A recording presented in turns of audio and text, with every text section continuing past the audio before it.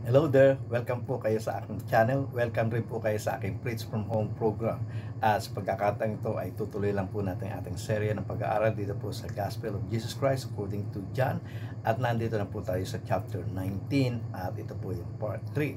At ang ating pong pag-uusapan ngayon ay may kinalaman sa death, burial, and resurrection of Jesus.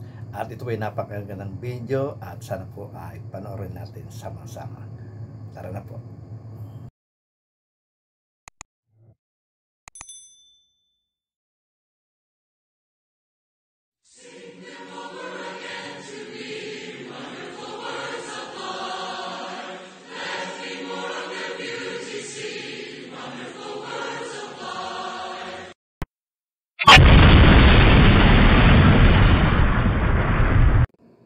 Gandang gabi po mga kapatid, muli tayo mag-aral ng banal na salita. Sa pagkakataon ito ay nandito na po tayo sa ating serye na ating pinag-aaralan dito po sa Gospel of Jesus Christ according to John.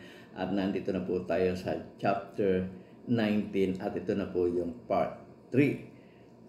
Doon sa part 2 ay napanood natin dito sa video ating po makikita sa monitor yung pong na crucifixion ng ating Panginoon Kristo. Dito po yung kamatayan ng ating Panginoon Kristo.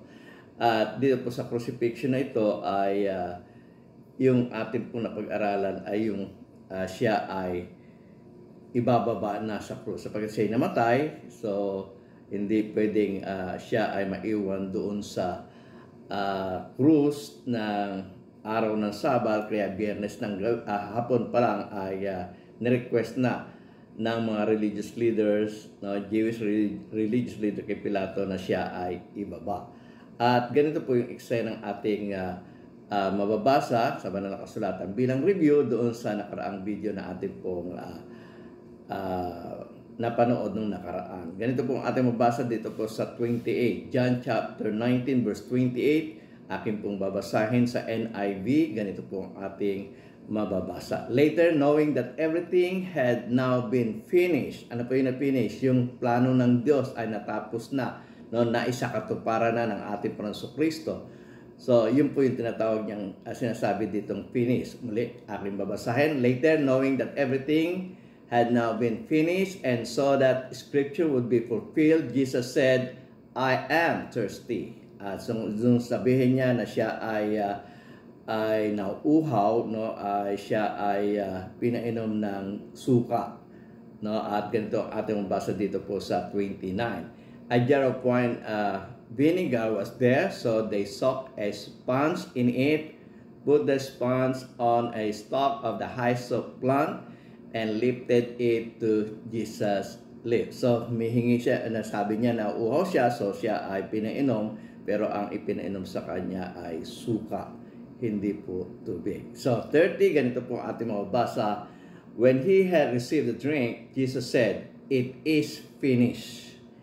Yun nga sinasabi natin kanina, yung sinabi niyang it is finished, natapos niya yung kanyang mission na maibigay niya ang kanyang buhay para sa ating mga kasalanan. So muli kong babasahin ang sabi, when he had received the drink, Jesus said, it is finished. With that, he bowed his head and gave up his spirit. So dito sa account na ito, nung nakaraang video, ay natalakay natin na si Jesus ay namatay.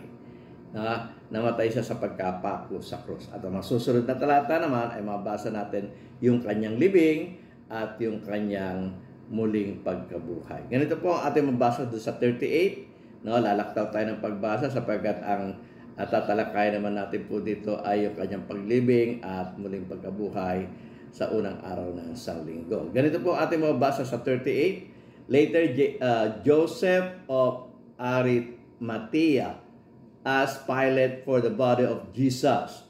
Ang sabi ng mga religious leader kay Pilato, hayaan mo kami na maibaba namin ang mga bangkay mula sa krus upang ito'y malibig. At dito sa eksenang ito, ang humiling para sa sa bangkay ni Jesus dun sa kanyang katawan ay itong si Joseph of Arimathea. Siya yung humiling kay Pilato at hiniling niya na makuha niya yung katawan ng ating Panginoong Kristo, yung bangkay ng ating Panginoong Jesus. Muli kong babasahin, ang sabi po ng Banal na Kasulatan ay ganito. Later, Joseph of Arimathea asked Pilate for the body of Jesus. Now, Joseph was a disciple of Jesus, but secretly because he feared the Jewish leader. So, ito yung mga disipulong takot ipahayag ang kanilang pananampalataya. So, naniniwala sila sa ating Panginoong Kristo, sila ay alagad ng ating Panginoong Kristo, pero hindi hayag. At kuminsan, sa panahon natin ngayon ay meron rin ganyang mga Kristiyano, no? Sila ay Kristiyano pero takot silang ipahayag na sila ay Kristiyano. Sila ay Kristiyano pero takot silang ipahayag yung kanilang pananampalataya sa ating Panginoong Hesukristo. So, nangyayari noon, nangyayari rin naman sa panahon natin ngayon. So, merong mga alagad ng ating Panginoong Kristong sikreto. Sila ay mag-alagad pero sila ay sikreto sapagkat natatakot sila doon sa mga persecution na pwedeng mangyari sa kanila. Muli kong babasahin sa 38. Later, Joseph of Arimathea asked Pilate for the body of Jesus. Now, Joseph was a disciple of Jesus, but secretly because he feared the Jewish leaders. Sabi daw, with Pilate's permission, he came and took the body away. So hiniling niya yung katawan at pinayagan naman po siya ni Pilato na makuha niya yung bangkay ng ating Panginoong Hesukristo. Sa verse 39, ganito po ang ating mababasa. He was accompanied by Nicodemus, the man who earlier had visited Jesus at night. Nicodemus brought a mixture of myrrh and aloes, about 75 pounds. So ito yung para sa embalsamo, no? Ito yung mga pabango na ilalagay sa bangkay. Pero take note, no? Nakapula po yung Nicodemus at sinasabi nga dito sa talata na ito yung taong lumapit sa ating Panginoong Kristo at gabi rin siyang nakipag-usap sa ating Panginoong Kristo. Ito ay natunghayan na natin doon sa video po na sa chapter 3 nitong ating pong serye ng pag-aaral sa Gospel of Jesus Christ according to John, yung chapter 3 na doon natin nakita na si Nicodemus ay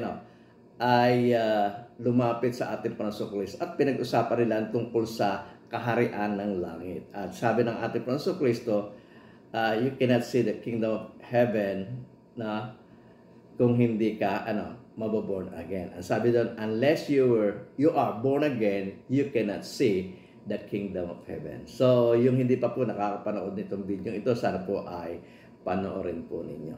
So, sa verse 40, ganito po ang ating mababasa. Taking Jesus' body, the two of them wrapped it. Binalot nila ang ating Panginoong Kristo with spices in strip of linen. So, para magkaroon ng illustration ito at para ma-visualize ninyo, isipin nyo yung mummy na ginagawa sa Egypt, tinatali, binabalot ng tali ng linen. Ganon rin ang ginawa sa ating Panginoong Kristo. Kaya siya ay binalot ng strip ng linen. Sabi dito, taking Jesus' body, the two of them wrapped it with the spices in strip of linen. This was in accordance with Jewish burial customs. Ano yung kaugalian na ginagawa sa paglilibing ng mga Jewish, ganon nila ginawa sa ating Panginoong Kristo. Binalot siya ng strip of linen, at nilagyan siya ng pabango. So, siya ay balot ng linen, sapagkat ito ay pinalupot sa kanya. Sa 41, ganito po ang ating mababasa. At the place where Jesus was crucified, there was a garden, and in the garden a new tomb, in which no one had ever been laid. Sa ibang account ay sinabi kung sino may-ari nito. Pero dito kay John, hindi na po sinabi ito. Basta sinabi lang po ni John na merong garden doon at doon sa garden ay merong libingan doon at doon na po nila pinagpasyahan na na ilibing ang ating Panginoong Hesukristo. So sa pagkakataon ito, namatay ang ating Panginoong Kristo, ngayon naman po ay nailibing na ang ating Panginoong Kristo. Sa 42, ganito po ang ating mabasa. Because it was the Jewish day of preparation and since the tomb was nearby, they laid Jesus there. So doon na nila inilagay ang ating Panginoong Kristo doon po sa empty tomb, na wala pa pong gumagamit noon at ito ang ipinagamit sa ating Panginoong Jesus. So namatay na siya, inilibing. Sa pagkakataong ito sa chapter 20 verse 1 ay siya po ay muling mabubuhay at marami po ang nakawitness sa kanyang muling pagkabuhay. At ang kauna-unahang witness ng kanyang pagkabuhay na muli ay si Mary Magdalene. At ito po ay mababasa natin sa verse 1, John chapter 20 verse 1, ganito po ang ating mababasa. Early on the day of the first day of the week, yung first day of the week, yung po yung tawag ng mga Hudyo sa kanilang araw, First day, second day, third day, fourth day, fifth day, sixth day, at saka seventh day. Tapos, first day uli. At yung first day, para lubusan natin maintindihan ito. Kasi sa calendar po natin, hindi po first day ang nakalagay, kundi Monday, Sunday, Monday, Tuesday, Wednesday, Thursday, Friday, Saturday. Sa ibang kalendaryo, una yung Monday. Pero sa kalendaryo ng mga Hudyo, ang una po, first day, kung susundin po natin yon at ipo-compare po natin sa sa kalendaryo na tinitignan natin yung Gregorian calendar, ang first day po ay yung tinatawag nating Sunday. So ito'y Sunday ng mga pagano. At ito para sa mga Hudyo, ito ay first day. At sabi doon, early on the first day of the week, while it was still dark, Mary Magdalene went to the tomb and saw that the stone had been removed from the entrance. So malaking stone po yun.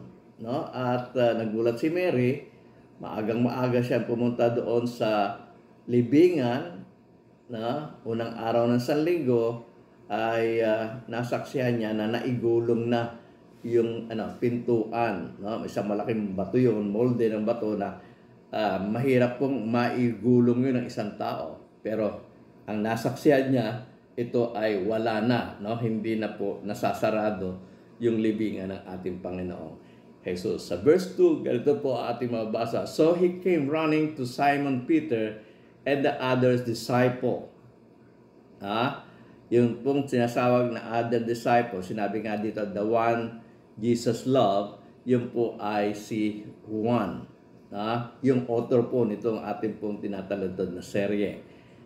So muli aking babasahin. So she came running to Simon Peter and the other disciples, si Apostle John po yan, the one Jesus loved, and said, they have taken the Lord out of the tomb, and we don't know where they have put him.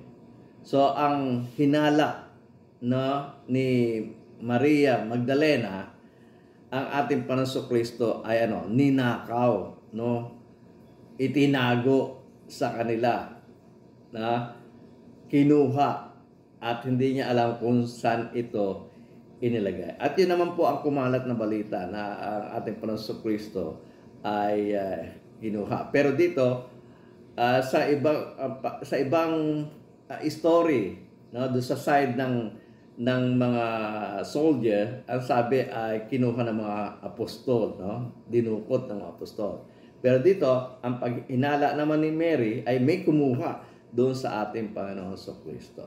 So, hindi pa nila na lalagay sa kanilang isipan na ng ating Panginoong Kristo ay nabuhay na magmuli. Ang pagkakaalam ni Mary, siya ay kinuha. Muli kong babasahin sa verse 2. So she came running to Simon Peter and the other disciple, the one Jesus loved, and said, "They have taken the Lord out of the tomb, and we don't know where they have put him."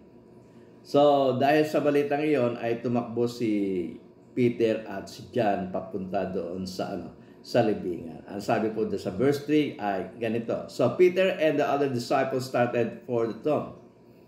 But both were running, but the other disciple outran Peter and reached the tomb first. So tumakbo sila, pero ikinuwento rin ni Juan dito na mas unang nakarating sa libingan yung other disciples, si Juan. Sapagkat kung ikukumpara natin sa edad, bata si Juan kay Peter. So mas mabilis siya at mas malakas siya, mas bata siya. So mas una siyang nakarating sa sa libingan. Ewan ko kung bakit pa ikinuwento ito ni Juan, pero meron siyang ibig sabihin to, pero hindi natin maintindihan kung bakit niya pa ikinuwento ito, yung pag-uunahan ng pagtakbo ni Pedro at ni Juan. So verse 5 ganito ating mabasa.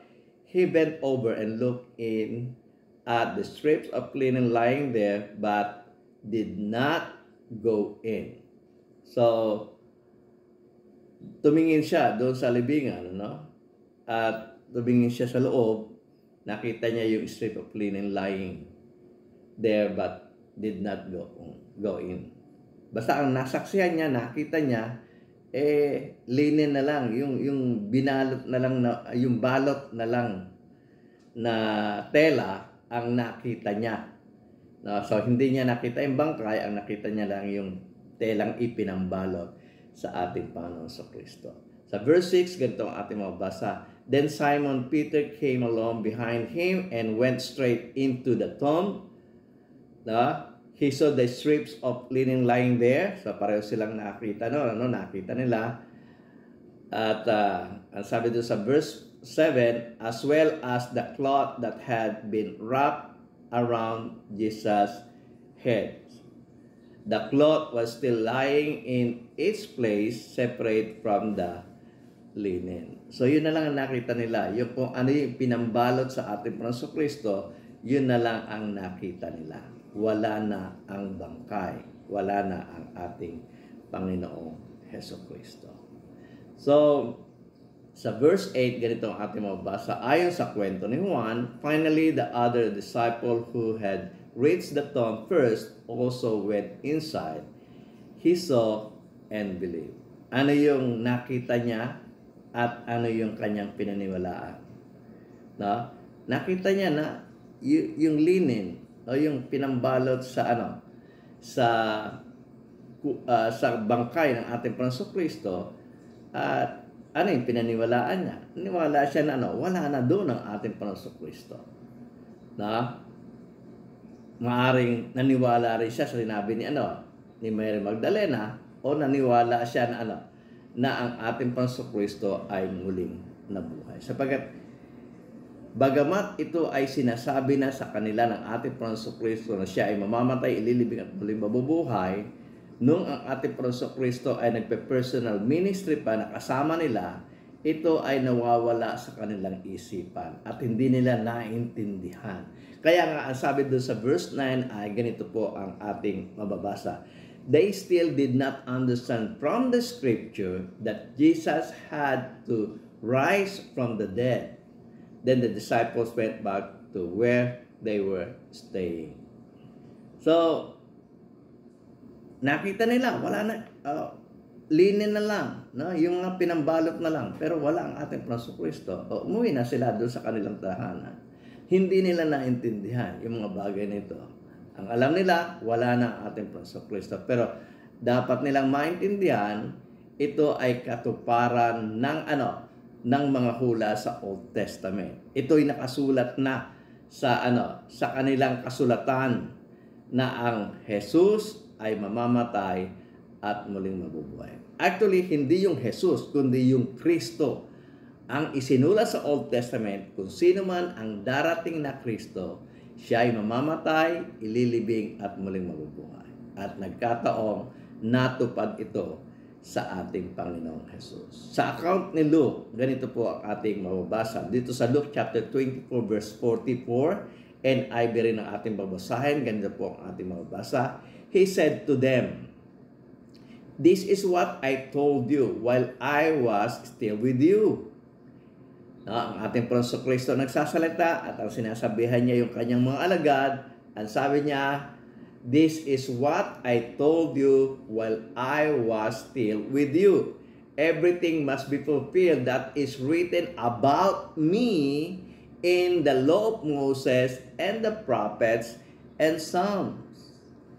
Kailangan matupad yung mga sinasabi ni Moses tungkol sa akin. Kailangan matupad yung sinasabi ng mga propeta tungkol sa akin. Kailangan matupad ang sinasabi ng aklat ng mga awit tungkol sa akin. Ano nga yung matutupad tungkol sa kanya? Doon po sa 45, ganito po ang ating mababasa. Luke chapter 24, 45 to 46, ganito po ang ating mababasa. Then he opened their minds so they could understand the scriptures. He told them, "This is what is written." Ito yung nasusulat. The Messiah, kung sino man yung Messiah, kung sino man yung Kristo, the Messiah or the Christ will suffer and rise from the dead on the third day. Ito yung nasusulat sa Old Testament. Ito yung nasusulat kay Moses. Ito yung nasusulat sa mga propeta. Ito yung nasusulat sa mga awit na kung sino man ang Kristong darating, siya'y mamamatay at siya ay muling mabubuhay. At ito'y natupad sa ating Panginoong Jesus. Kung si Jesus ay namatay at inilibing at muling nabuhay, therefore, siya na nga yung Messiah na iniuhula ni Moses, siya na nga yung Messiah na iniuhula ng mga propeta, siya na nga ang Messiah na nakasulat sa aklat ng mga awit na na mamamatay, ililibing, at muling mabubuhay. Tingnan po natin dito po sa illustration at dito po sa illustration makikita po natin yung law of Moses, yung mga aklat ni Moses, yung prophets, yung mga aklat ng mga propeta, yung Psalms, yung aklat na may kinalaman sa mga awit na inaawit ng mga Hudyo, na inipon ni David. At itong kasabihang Moses, prophets, and Psalm, kasabihan nila ito para sa para doon sa kumpletong manuskripto nila, kumpletong scripture nila. Ang tawag natin Old Testament scripture, ang tawag nila diyan ay Moses, Psalm, and prophets. At yun nga, sa time pass, sinasabi na ng law of Moses, kung darating ang Messiah, ang Christ, siya ay mamamatay, ililibing at mabubuhay.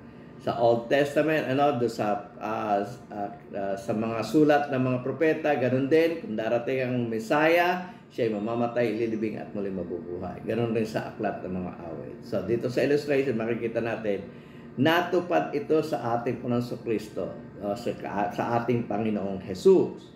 Siya ay namatay, ilibing at muling mabubuhay. Therefore, siya na nga ang sinasabi ni Moses, ng mga propeta at ng mga awit. At tinuloy ng ating Panginoong Kristo ni Apostol Pablo, kung ano yung sinabi ng ating Panginoong Kristo, ganito rin ang sinabi ng ating mabutihing apostol na si Apostol Pablo doon sa kanyang sulat sa mga taga-Korinto tungkol sa Ebanghelyo. At sabi niya nga po doon sa verse 3, 4, and 5, ganito po ating mabasa. "For what I received, I passed on to you as of first importance." So, itong katotohanan ito, narinig niya ito itinanggap niya ito, ipinabahagi niya naman sa mga taga-Korinto. Nasabi, "For what I received, I passed on to you as of first importance, that Christ died for our sins according to the Scripture." Ibig sabihin, according to Moses, according to prophets, according to Psalms. Sa verse 4, sabi, "That He buried that He was raised on the third day according to the Scripture. So according to Moses, according to the prophets, according to Psalms, yung Kristo talaga mamamatay, ililibing at muling mabubuhay. At si Jesus namatay, nilibing at muling mabubuhay, at maraming nakasaksi sa kanyang pagkabuhay na maguli.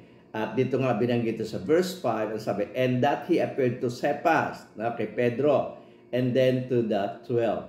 At sa mga susunod pang talata ay sinabi, He appeared to 500 people.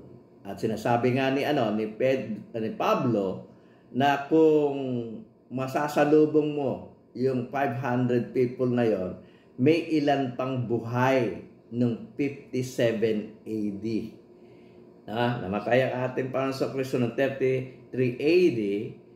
So, noong 57 AD ay may natitira pang mga witness tungkol sa muling pagkabuhay ng ating Panginoong Jesus. Kung muling nabuhay, kung namatay ang ating Panginoong Jesus, siya ay nilibing at muling nabuhay. At ang hula sa Old Testament na darating na Messiah ay mamamatay, ililibing at muling mabubuhay. Therefore, siya na nga, si Jesus na nga ang iniintay nilang Kristo. Si Jesus na nga ang iniintay nilang Messiah. Kaya nga doon sa paunang sinabi ng ating Panginoong Kristo doon sa Luke chapter 24, nung muli siyang mabuhay na maguli at nagsalita siya doon sa mga naging alagad niya. Ganito ang ating mabasa doon sa 25. He said to them, how foolish you are and how slow to believe all the prophets have spoken. 26. Did not the Messiah have to suffer these things and then enter His glory? Sabi this 27, and beginning with Moses and all the prophets, He explained to them what was said in all the scriptures concerning Him, concerning Jesus. Pero ang sinasabi ng mga scripture, tungkol kay Messiah. Therefore, yung Messiah na magsasuffer at babalik sa kanyang kaluwalhatian, ito na nga ang ating Panginoon Jesus. So dito po sa Gospel of John, ang concentration niya po ay maipakita yung mga miracle, yung 7 miracles ng ating Panginoon Jesus, para mapatunayan na siya na nga ang Kristo, ang anak ng Diyos na buhay. Pero hindi niya pa rin kinalimutan yung mismong best na evidence, best na proof na siya na nga ang Kristong iniintay.